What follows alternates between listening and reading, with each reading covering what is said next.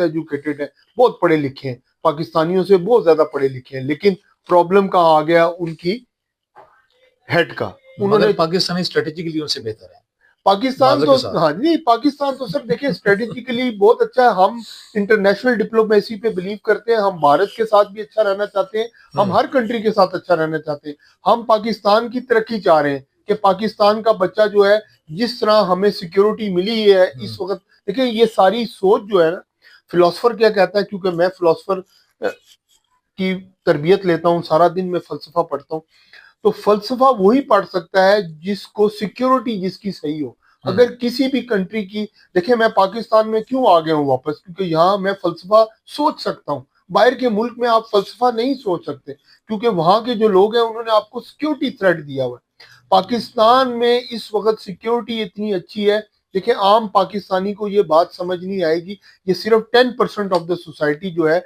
वो समझ सकती है फलसफे को। फलसफे के पॉइंट ऑफ व्यू से पाकिस्तान में सिक्योरिटी बहुत अच्छी है। हम लोग अब फलसफे की बातें कर रहे हैं, हम इस वक्त इंटरनेशनल पीस की बातें कर रहे हैं। ये वही बंदा कर सकता है जिसका घर मजबूत है। हमारा घर इस वक्त इतना बड़ा मजबूत है कि माशाल्लाह के हमें इंटरनेशनल चौधरी ने बुलाया है, अपने साथ बिठाया, और उसने किसी और को नहीं बिठाया साथ।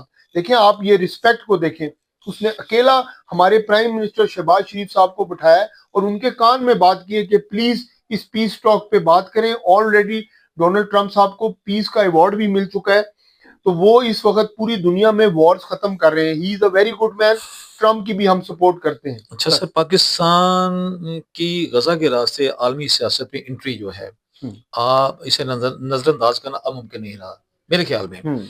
तो क्या ये आने वाले बरसों में, आने वाले ईयर्स में कश्मीर पर एक बड़ी स्ट्रेटेजिक चाल का आगाज है?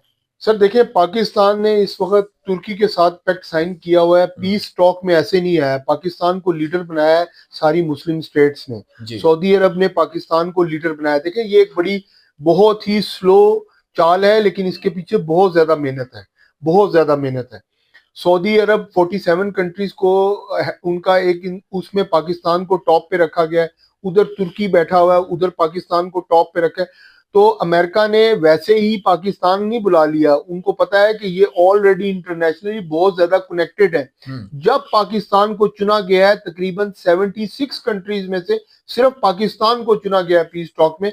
तो आप वोटिंग के लिहाज से देखें, वो गोरे लोग हैं, उनको मैं समझता हूं, मैं उनमें रह के आया हूं। वो बहुत ही पॉलिटिकली स्ट्रांग माइंड लोग हैं, और वो कोई ऐसा इकदाम नहीं करते कि जो फीलिंग्स पे हो, जज्बात पे हो। वो रीजंस में बात करते हैं।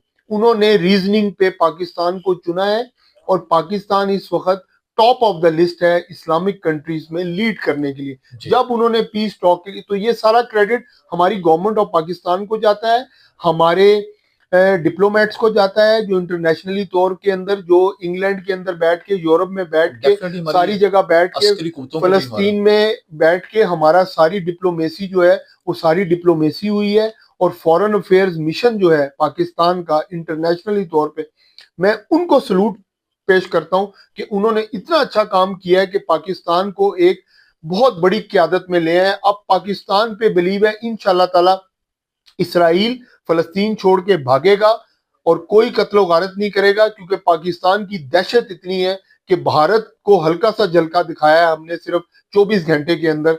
1.6 बिलियन की आबादी और कहां 22 करोड़ लोग। आप खुद अंदाजा लगाएं कि किस तरह वो भागा है। तो आप इससे के हमारे पास सिर्फ 1 बिलियन से भी कम आबादी है हमारी हमारी उनके साथ उनकी 1.6 बिलियन की आबादी है, और हमारी सिर्फ 30 करोड़ लगा लें मैक्सिमम। हम उनका तकरीबन 30% भी नहीं है, और वो हमसे 70% ज्यादा है।